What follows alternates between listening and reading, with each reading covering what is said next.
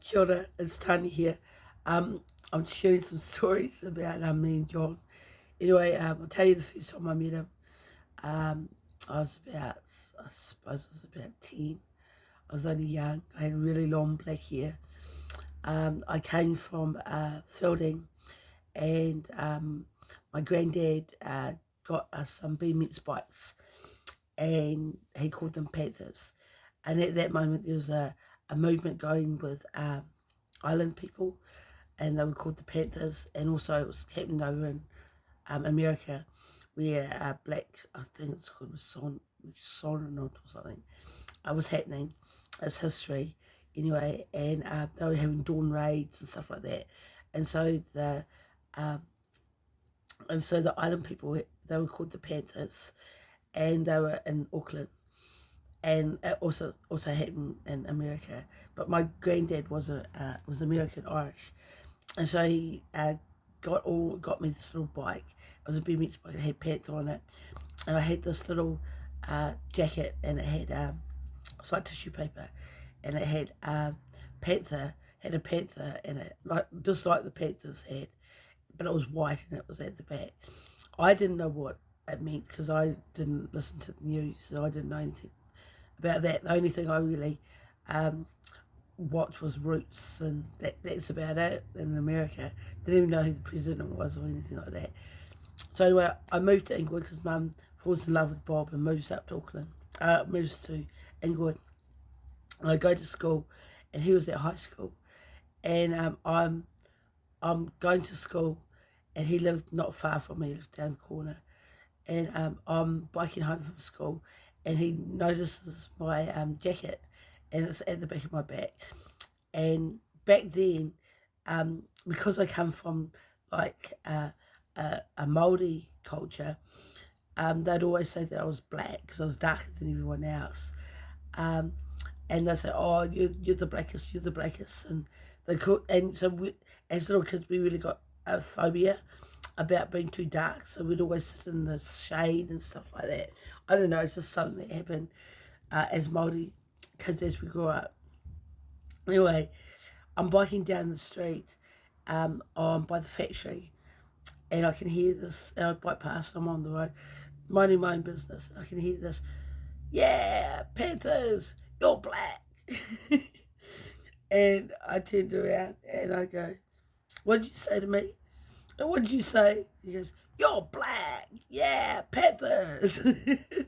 Like with his fist in the air, and I thought he was getting smart to me because he was white, you know. I didn't know he was John Kenndey. And so I turned my bike around and I pedal as fast as I can, and I bowl him over on my bike, and I start punching him. I start punching him, and he didn't punch me back. He was just mesmerised that I attacked him. And anyway, I bike home. I walk in, and my hair's, because I had really nice hair, and it was, Mum always brushed it. My hair was all over the place. I go, "Mum, I had a fight." And she goes, "Oh, never mind." That's the first time I met him. And then he went out with this girl called Karen, and he'd go and pick her up on his Trumpy bike. And he'd always turn up, and I'd look at him. I thought, "Oh yeah, that's that guy that I had a fight with." And then he moved on my street, and he changed his name to Greg.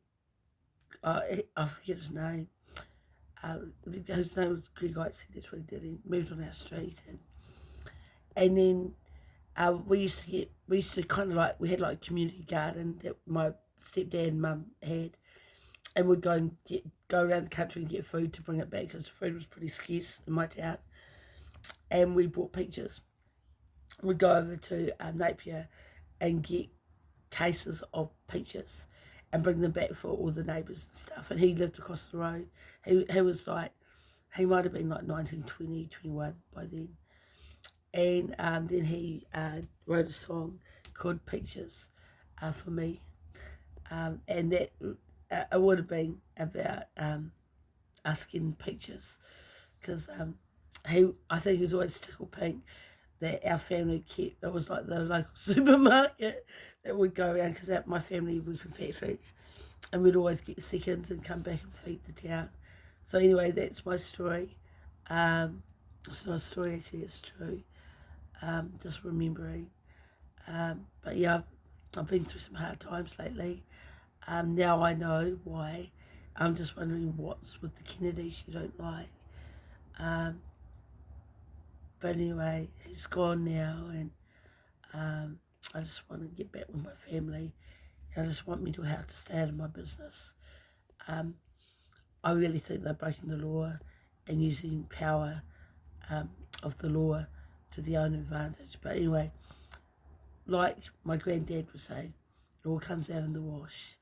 It all come out in the wash. So I'm just waiting for washing day. Anyway, kia ora. My name is Tanya Walsh. My real name is Tanya Kenndey, and my husband died 1999. He died of stomach cancer. And I just seen his friend, and she told me the experience, and so I'm so glad that I didn't see him go through that. Doesn't sound very nice. But anyway, and I've got a little house in New Plymouth that one day I'll go back up, and I've got somewhere to stay. Anyway, I love you, my children. I know I've been a real bitch, but I've had some pretty hard times, and I think it's about time that I start dating for real. So anyway, kia ora. My name's Tanya. Mataki is my maiden name. Walsh. Kia ora.